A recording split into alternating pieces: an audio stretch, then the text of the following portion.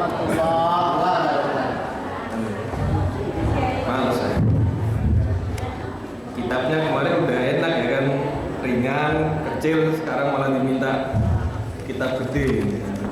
Nyantai tapi. Fikul Islami wa adil laduhu. Ini bukan kitab yang sering dikaji sebenarnya. Fikih menjelaskan tentang fikih Islam dan dalil-dalilnya. Hanya saja dia ini termasuk kitab kuning mutaakhir atau kontemporer. Kitab kuning yang kontemporer, sistematis, enak untuk dibahas. Karangan karya dari Syekh Dr. Wahbah Zuhaili, ulama besar dari Mesir, ulama min kabairi mutaakhirin, ulama-ulama besar kontemporer, dan juga pembesar dari Al-Azhar. Kitabnya aja Bu, yang gede, isinya biasa aja, santai aja.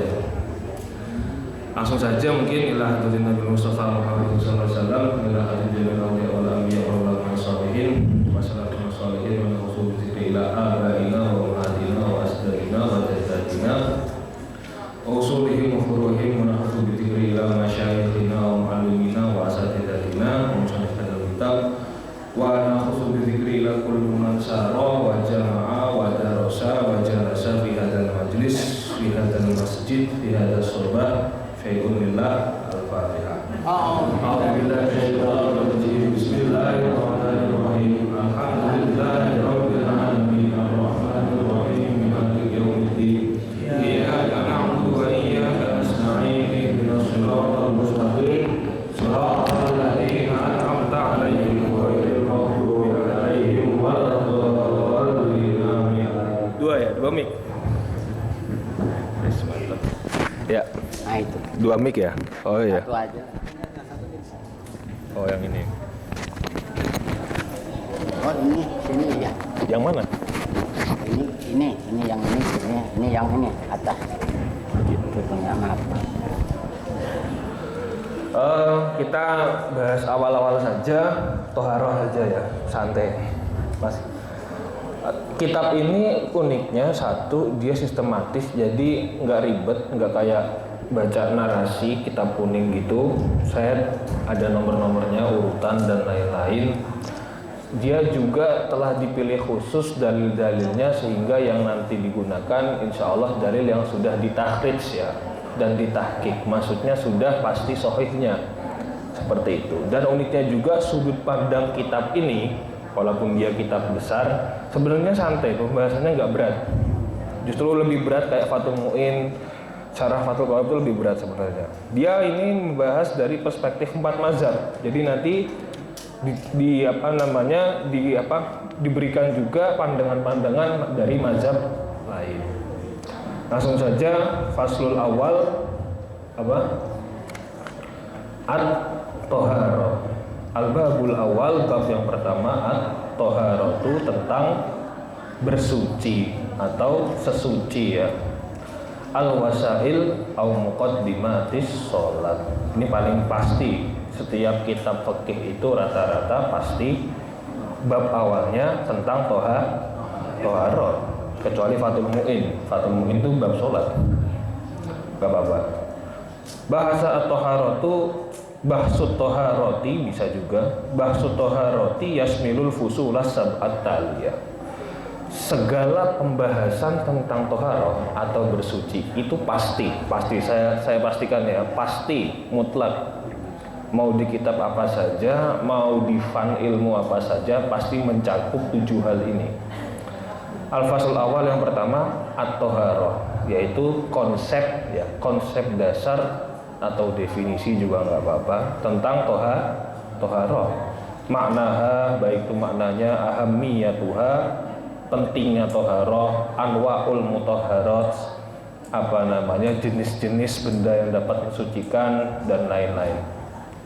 Kemudian setelah kita dari konsep, setelah itu pembahasan yang kedua adalah an-najasah, najisnya, konsep tentang najisnya, anwa'uha, baik itu jenis-jenis najisnya, al-miqdarul ma'fu anha, termasuk najis-najis atau takaran najis yang dapat dimakfu. Nanti ada tuh penentuan najis yang bisa dimakfu atau enggak dimaafkan, ada. Kaifiyatu tathirin najasati, dan juga tata cara mensucikan najis, ada.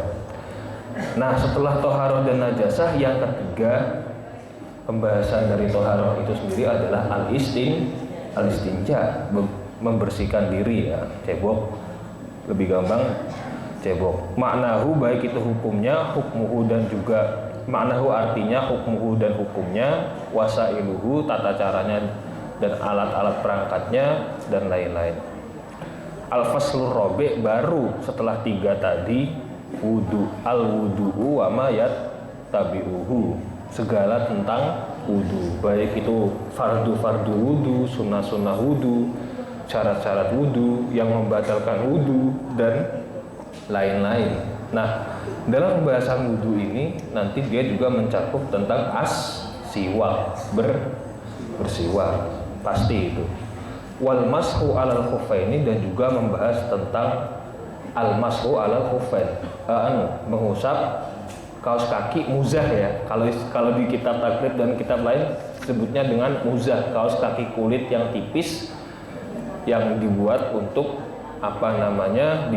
digunakan di musim dingin nanti. Al-faslul khomis, intisari pembahasan toharoh yang kelima adalah al-huslu, mandi, baik itu mandi biasa ataupun mandi yang digunakan untuk bebersih dari hadas, janabat, dan lain-lain. Semua khosoisuhu, kekhususannya, mujibatuhu, dan juga yang mewajibkannya, dan lain-lain.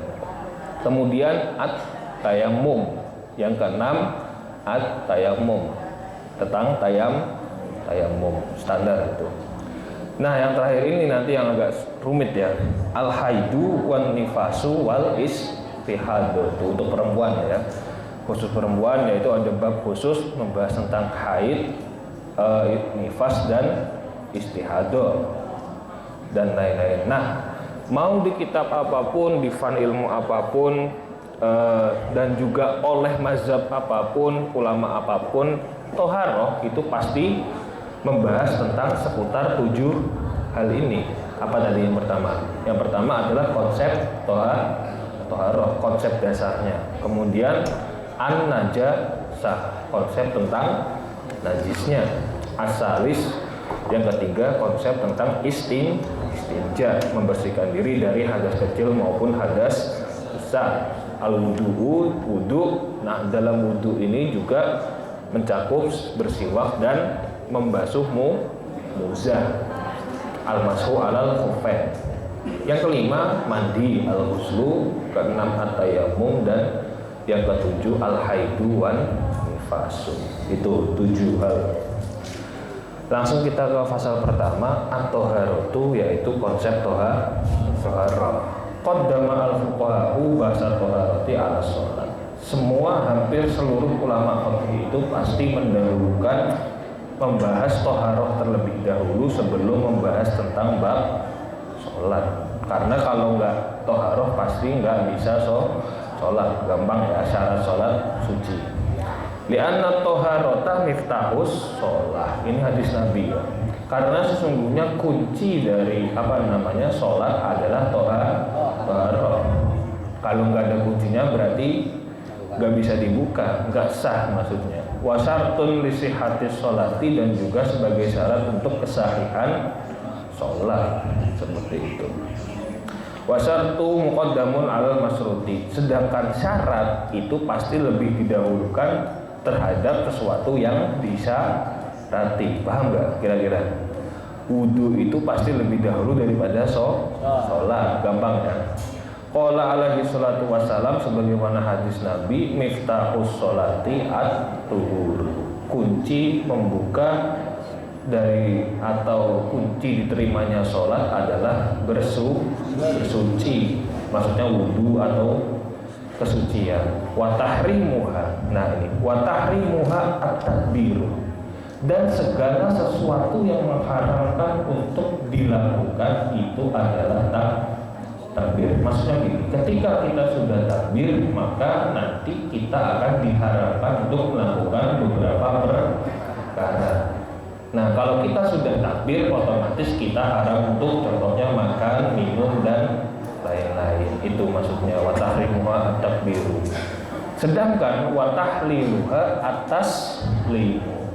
Yang dapat menghalalkan sesuatu yang diharamkan tadi adalah salam. Kalau sudah salam, kita baru boleh makan lagi, minum lagi, berbicara lagi, dan lain-lain. Nah, at-tuhuru syatrul iman. Ini termasuk hadis. Jarang tapi kan disebutkan at-tuhuru syatrul iman. Bersuci atau suci itu sebagian dari iman. Yang sering kan an-nadhafatu minal iman. Nah, karena dia hadis yang memang jarang,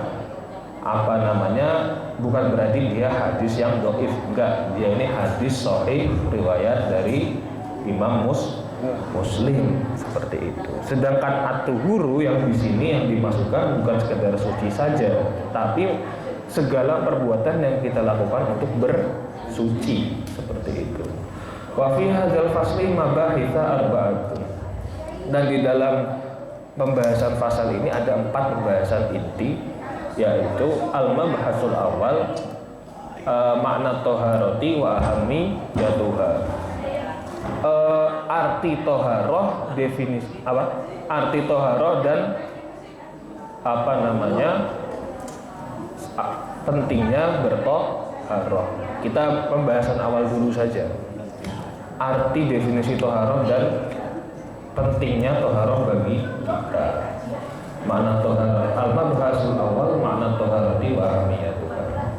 At-toharatu lughatan. Toharoh secara bahasa, secara etimologi artinya adalah an-nadzafatu bersih, wal khulusu murni suci, minal ausakhi dari kotoran-kotoran, wal adnasi dan juga sama kotoran-kotoran, al-hissiyah kal anjasi min baulin, kotoran-kotoran berbentuk fisik, material, dapat dilihat, dapat dirasakan oleh panca indera, wa ghairihi dan juga selain kotoran-kotoran fisik, al-maknawi yaitu wal maknawiyah, kotoran-kotoran maknawi, kal uyubi seperti aib-aib, wal ma'asi dan maksiat. Itu disebut dengan kotoran-kotoran maknawi.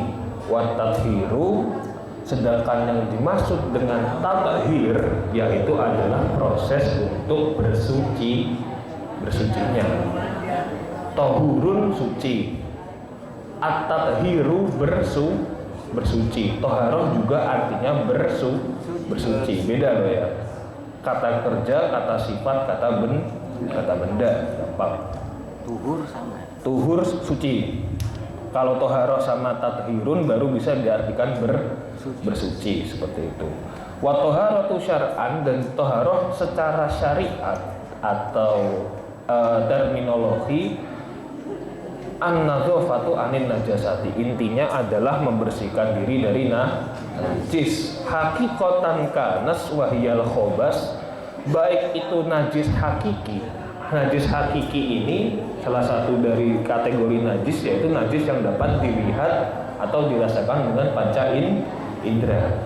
Yang seperti ini disebut dengan khobas, minal khubusi wal khobas. Gampang. Khobas ini ingat, khobas dan hadas beda. Selanjutnya au hukmiyatan kanas wahiyal hadas, najis hukmi atau yang secara dohirnya dihukumi najis disebut dengan hadas. Contohnya apa?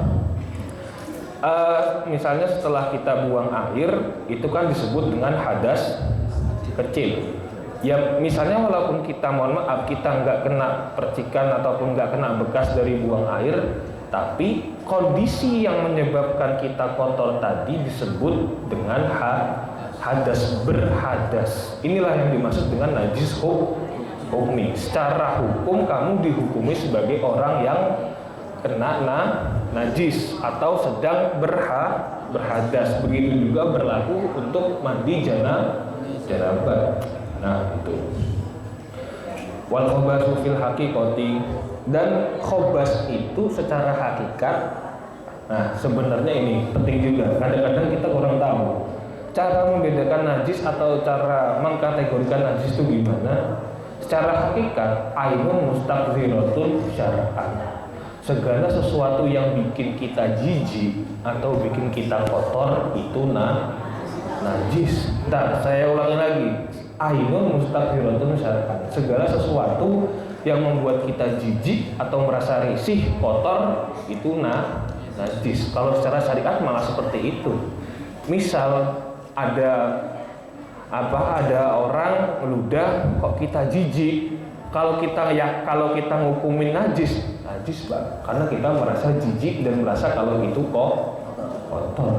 Tapi nggak seperti itu juga. Itu kan akan menjadi hukum pribadi. Atau misalnya ada orang yang batuk-batuk, pilek, keluar semua dari hidung, kalau kita merasa jijik itu bisa jadi najis, Pak.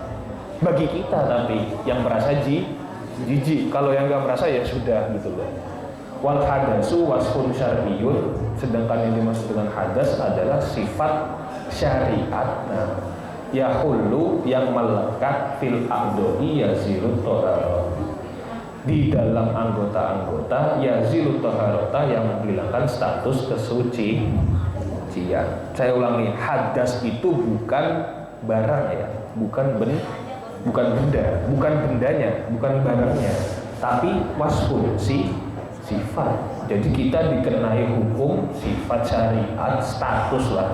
Kita distatuskan sebagai orang yang berhadas, yang mana sifat ini melekat di dalam anggota-anggota badan.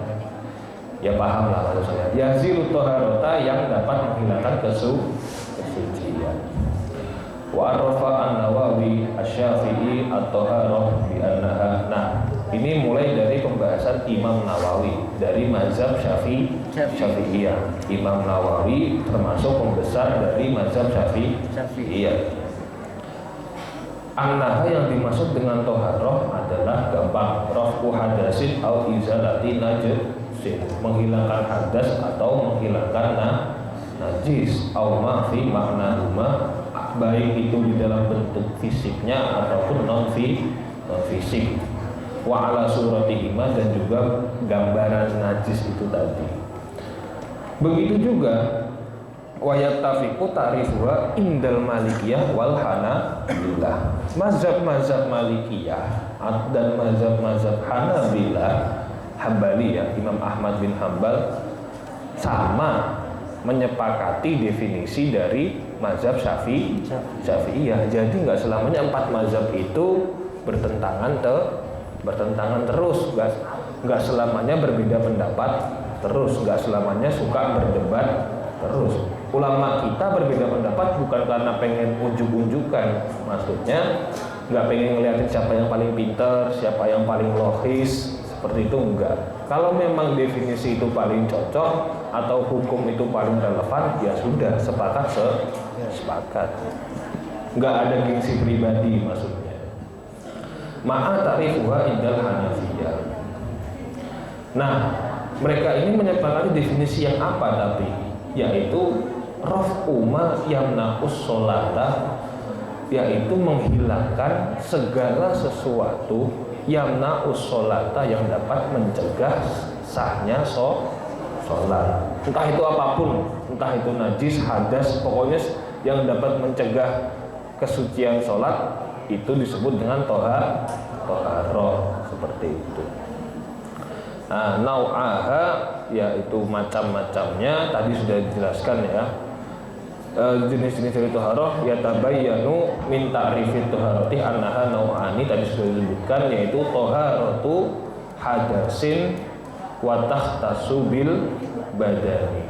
Kalau membersihkan hadas itu sudah pasti akan berhubungan dengan membersihkan badan. Rumusnya seperti itu. Kalau urusannya hadas, pasti yang dibersihkan atau yang disucikan pasti adalah anggota tubuh.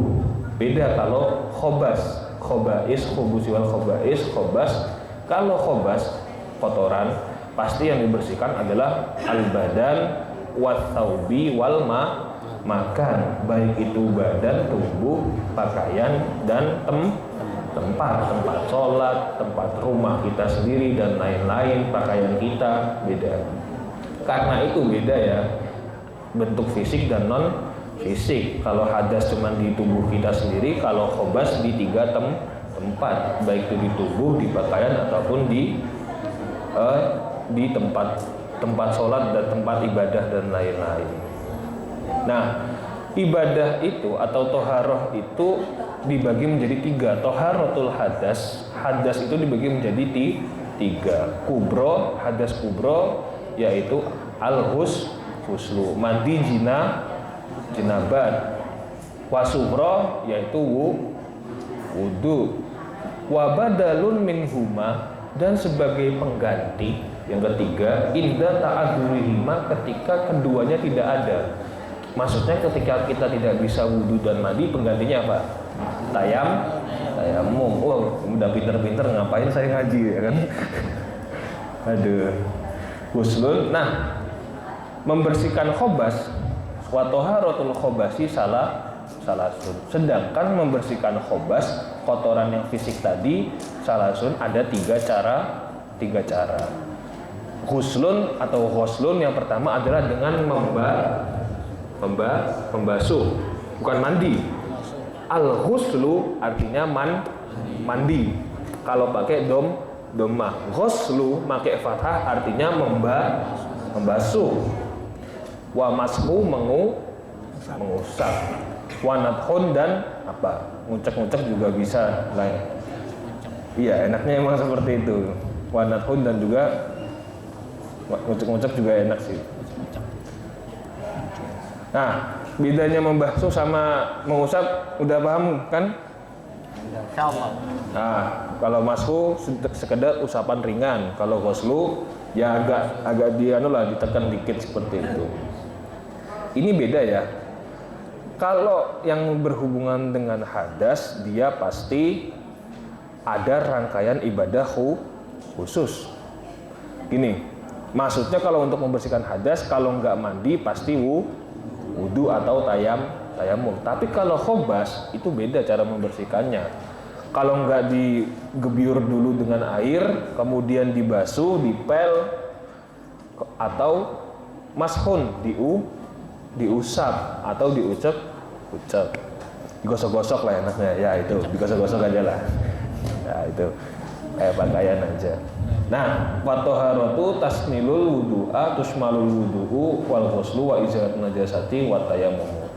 Yang disebut dengan toharo mencakup tentang wudu dan mandi dan juga menghilangkan najas. Nah, ini yang disebut dengan toharo. Udah nih.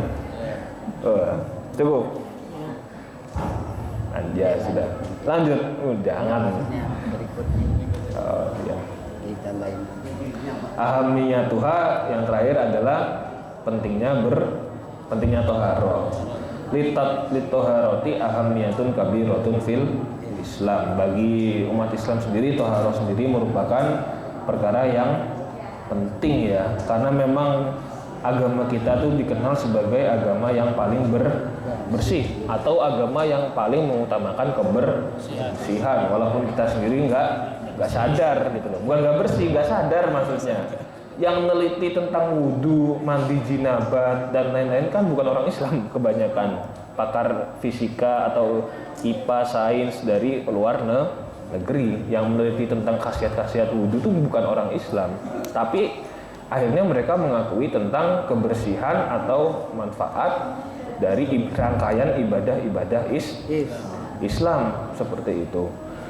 Baik itu wudu, jelas ya. Kemarin pasti sudah banyak lah pembahasan tentang wudu bisa ngilangin corona ya. Pasti sudah banyak yang membahas dan lain-lain seperti itu. Sudah jelas juga kalau kebersihan hati pasti masuk. Saya yakin kalau membahas toharoh pasti ada yang ustadz atau kiai yang membahas tentang kebersihan hati. Enggak, saya pengen bahas yang lain. Saya sukanya seperti itu soalnya. Karakter saya agak nyentik ya. Suka bahas yang lain, mana hadisnya.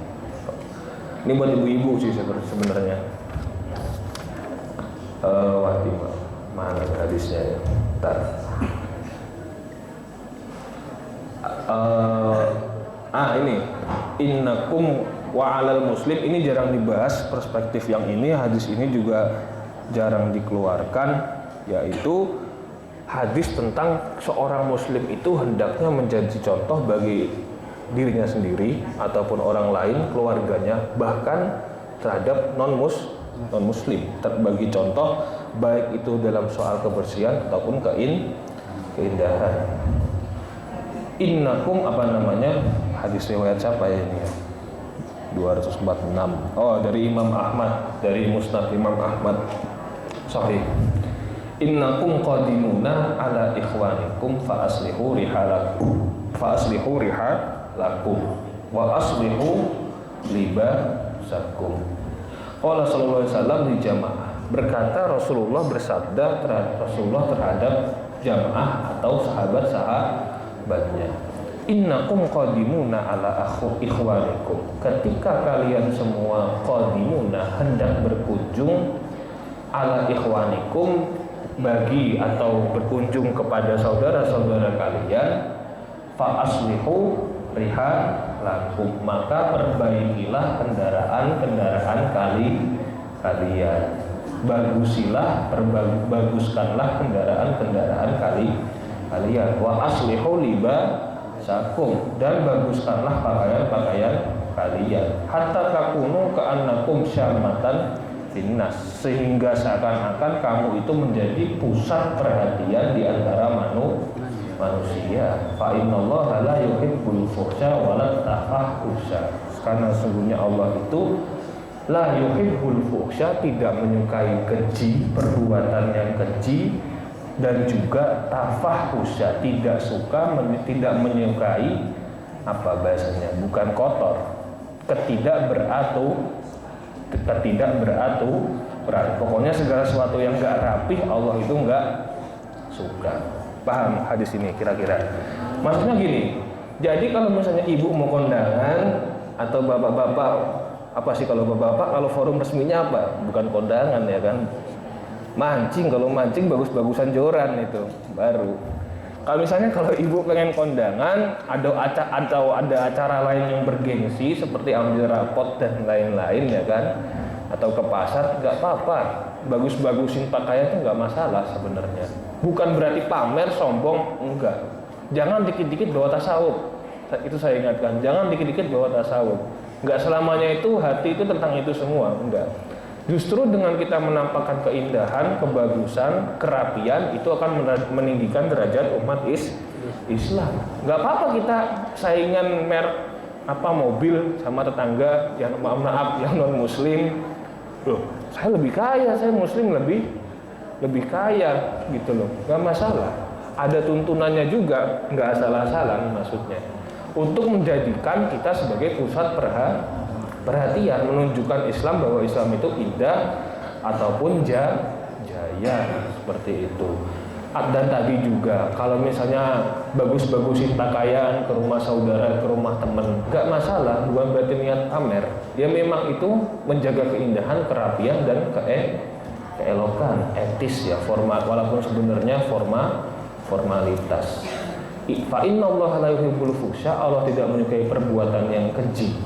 Berarti kebalikan dari hadis innallah atau ayat innallaha yuhibbul jamal, Allah itu menyukai keindahan, tidak menyukai hal yang keji, wala tafahusa, dan juga tidak menyukai hal yang tidak rapi, seperti itu. Ini saya kasih perspektif lain tentang toharoh, tentang bebersih dan bersuci. Kurang lebihnya saya mohon maaf. Sekian. Assalamualaikum warahmatullahi wabarakatuh.